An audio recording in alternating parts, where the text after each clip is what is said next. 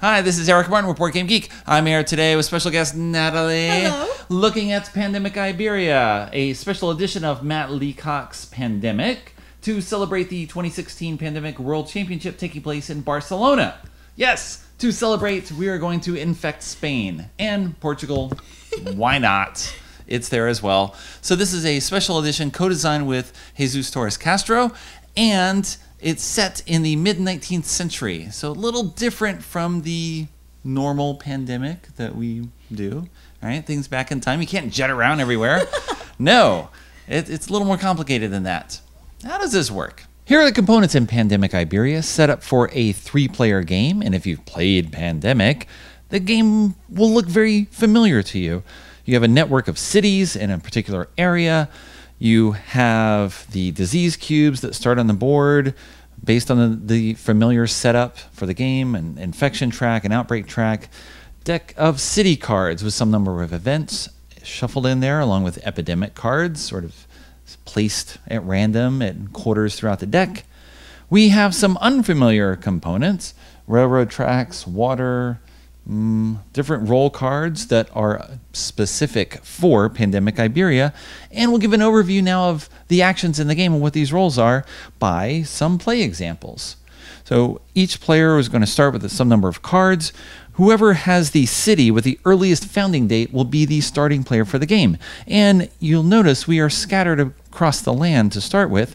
Each player chooses a city in their hand and starts in that city.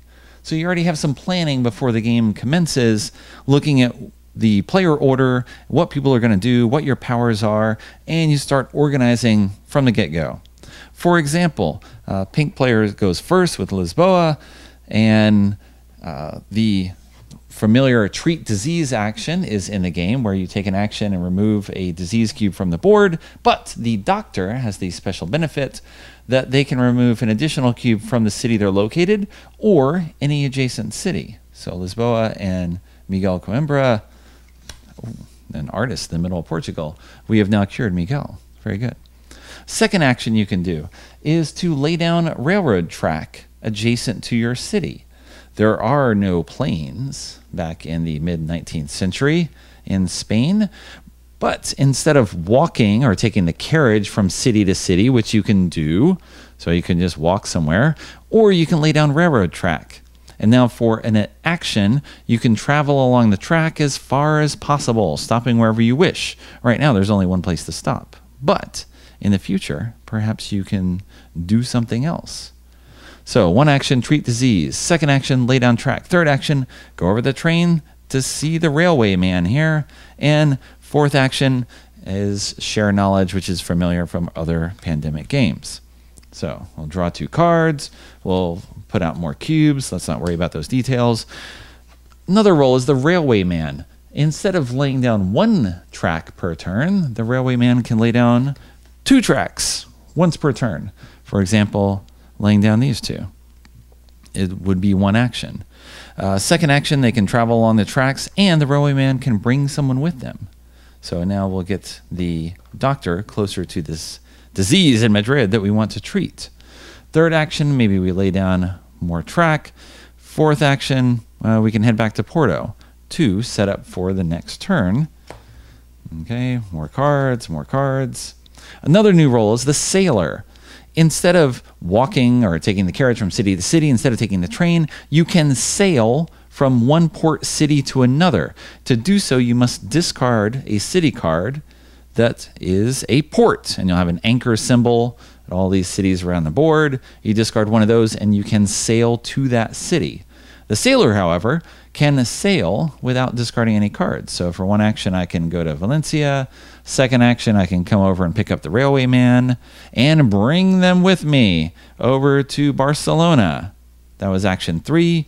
Action 4, I will pick up Barcelona from the railway man and carry on from there. Draw my cards, draw some cards, or you continue. What else can you do that's new? You have the familiar, walk to a city, treat disease. New is lay down railroad track, take a ship. You can share knowledge. That's familiar. Another thing you can do is to purify water. Water was not necessarily nicely processed back then, and people would get sick from diseases being carried in the water around them. So you can purify water as an action by discarding a card from your hand that matches a city card in the region where you want to place pure water. So I could discard a red card and place some water tokens, 2 water tokens, in this area. And now in the future, if we draw a card from the infection deck and a cube would go into one of these cities adjacent to this region, I can discard water instead, and the cube is not placed on the board, possibly preventing an outbreak in Madrid. I could alternatively place it here. I could discard a blue card and place water here or here or here. If I had a black one, I could discard this. Once you have researched a disease, oh, wait a minute, we cannot research disease yet, because we have not built any hospitals. Yes, another action that you can do is to discard a card from your hand and build a hospital in the location on that card, but you must also be in that city. I could walk 1, 2, 3 to Soria. It's maybe not a great move, but discard Soria and place a red hospital on the board. Now, once someone has 5 red cards, they can travel to Soria, discard those 5 cards, and we have researched the disease, and unfortunately, people will still get sick from it. No, we do not find a cure. We only research the disease, and we must research all 4 diseases in order to win. If we draw a red card from the board, those cubes still go out. When you treat disease, you only treat 1 at a time, okay? Because there is no cure. If you eliminate all the red from the board, it's not eradicated. It can still come back and infect other things. So these are the challenges that you face now. You have a hospital for each color. You have only 12 cards of each color. You need 1 for a hospital. You need 5 for research. That's half your cards right there. So you don't have much wiggle room for throwing things out. You might have an event card that lets you place a hospital for free. If you do, congrats. That's not going to happen very often. What are the other roles that take place in Pandemic Iberia? There is a politician, and they can share information with other people. If I'm in a city as the politician and I have that card in my hand, I can give it to anyone without them having to be there. It's enough that I know about the city. I know its ins and outs, and now I will share that information with you. Alternatively, or as a different action, the politician can swap a card in their hand with a card in the discard pile as long as they are located in one of those 2 cities. So, even if you discard something, politician can pull it back later using their strings. The Royal Academy scientist, when you purify water, you can discard any card. It doesn't have to be something that matches the colors of the cities around you. One extra bonus, once you research a disease, well, those red cards are not very useful anymore. You can always discard a card of a disease that's been researched in order to purify water and put those tokens on the board. Additionally, as an action, the Royal Academy scientist can draw the top 3 cards of the deck, look at those 3, organize them as they want. I don't think we want an epidemic at the end of my turn, so I'll put that 3 cards down and put them back. Okay, you can manipulate that, so ideally you can get the next player the 5th card that they need, or a hospital, a card that will get them the hospital they need. You do what you want with it. The nurse is a special quarantine expert, in a sense. You have this little token that you place next to the nurse, if we pretend this is the nurse, during setup. And the nurse will move during the game, and after the nurse finishes movement, we will place that token in a region. And if you draw any cards that are in the surrounding areas of this region, then no cubes are placed on the board. I've played with the nurse twice now. I had the character once, someone else had it once. I did not place 8 cubes on the board, and I directly prevented 2 outbreaks just from the nurse. It's super handy to have. It's very nice power. The agronomist is someone who can, as an action, place a purify token on the board, and when they purify, they place 3 down instead of 2. Now, you have a limited amount of water. Water doesn't grow on trees, right? So if all those tokens are out on the board, they're just going to sit there until they are used to prevent disease. That can be tricky as well. You continue taking turns until either you have researched all 4 diseases in one, or you have lost any traditional manners of pandemic. You have run out of cards in the deck, you have run out of cubes for a disease, or you get up to 8 outbreaks, the cities are overrun, and everyone kicks you out of the country to suffer alone.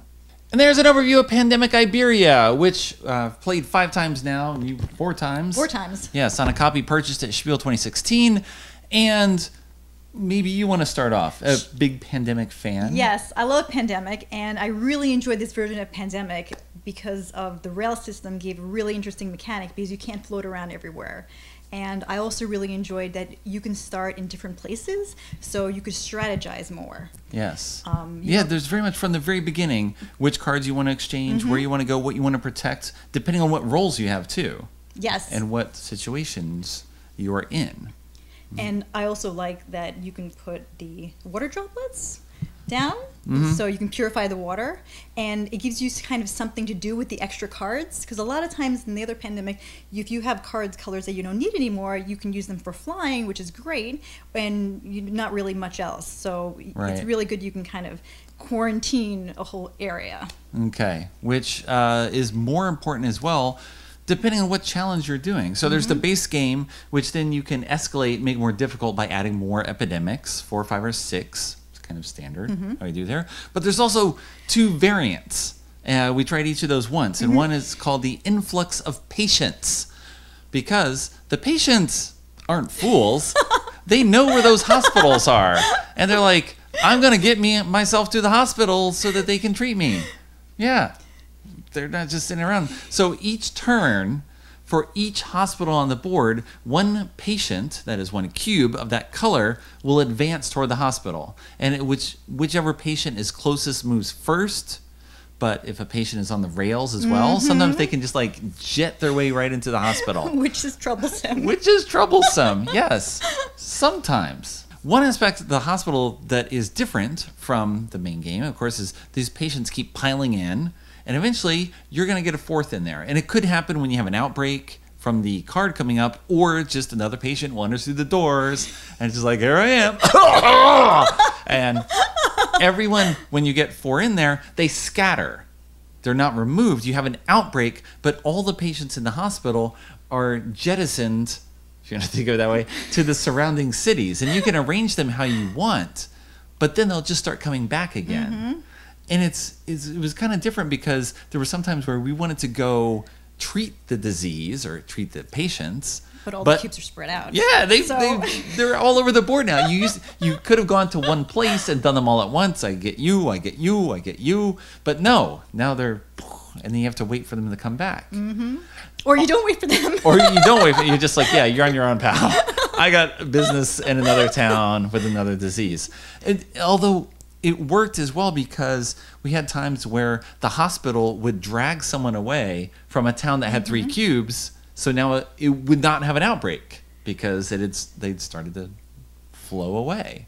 It was interesting. It was weird. It was different because, number one, the hospitals start with some water locked underneath them. So when you put the hospital out, then the water is freed. So you're starting with a handicap in terms of how much pure water you can put on the board.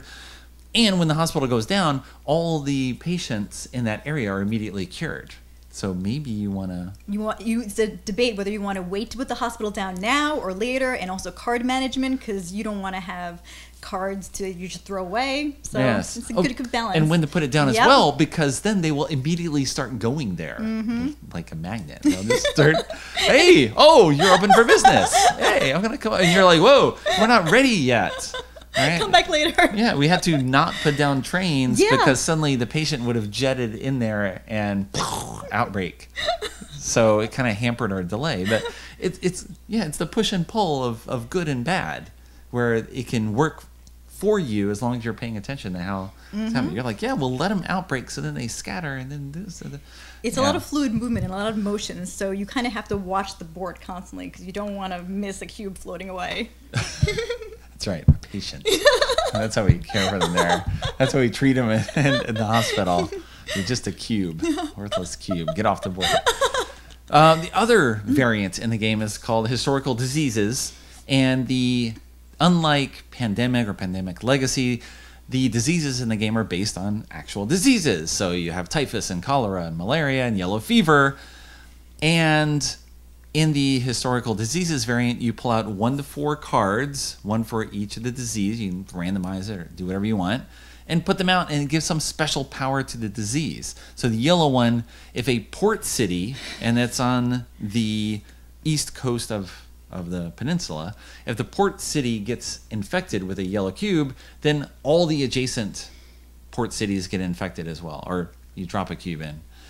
Just because it's yellow fever coming on the boat. And all the sailors are just like, hey, pal, how you doing? You're like, no, go away. Yeah. So it changed a lot what you were trying to do, because we had to quarantine that area. Well, not quarantine, but drop that pure water. Yeah, we put a lot of water on the edge, so after we put a lot of water on, we kind of forgot about it. I said, okay, now we have to worry about the rest of the map. That's right. We just had to, I had the agronomist, which lets you, when you purify, you put down extra water, or just as an action, I put down water. And there we go. I could just I was dropping water left and right, just putting all that down. And then, yeah, we just walked away. It didn't exist anymore. You have to worry about other stuff. Yeah, we played with the blue one as well, cholera, I believe. And cholera, when you have an outbreak, it not only spreads to the adjacent cities, but if there's a city 2 spaces away, if it has no cubes in it, it gets a cube. So it just like, boom. But it didn't happen until the end. No, yeah, the blue was just not happening. And of course, you have the usual up and down of Pandemic, the variant of when the cards come out, and sometimes you draw exactly the cards you want. And sometimes you don't. Or sometimes you draw one of each card consistently. Yes, over and over and over again. Yeah, still learning how to do that. Any other thoughts on... what did you not like? Is there anything that struck you as... No, there's nothing I didn't like. I liked everything. The art is great. The map is great. How about compared to the Cthulhu version? I haven't done that yet. But, so, I like this better than the Cthulhu version, because I think it incorporates more of the mechanics well. In the Cthulhu version, it seemed, in the game I played, because we lost very, very quickly, seemed as all the cultists got sucked into portals right away, and we lost instantly. And there was a doom track that, I don't know if we got really unlucky, but within 3 turns, rotations, we were all dead. So. Okay, that's good. I mean, certainly you've had games of Pandemic where that happens. Yes, so... But I like, I guess, this traditional Pandemic version more. Okay. Because it is a little more fluid, and you can manipulate the board a little bit better. Right, and we've done 2, 3, and 4 player games. It goes up to 5 players. Haven't tried 5. No, nope. That's a lot of people around the table here. A lot of changing cards too. A lot of changing cards. It feels very different. I mean, just with the not flying. There's no transporting between stations. You got to build that network. In one of the games we played, we really didn't have much to do in the beginning, so we were just putting rails down, hoping that it would serve its purpose later. And in the end, it was fantastic, because we could get across the entire land, but originally we didn't really know what to do. So that's right. And just then dropping that track. One game also, I think you played. You put too many tracks, and we had a track to nowhere. There was a limited number of tracks. You will not be able to cover the entire peninsula. It's not going to happen. So you have to decide when is the right moment. There's been times we drop a hospital that then we couldn't even get to, because we thought something would happen, and then someone drew the 5th card they needed, so they didn't. I don't know. There was all sorts of situations where, or of course, you have to, improvise. Yes. And hope you put down good tracks. Okay. There you go. An overview of Pandemic Iberia.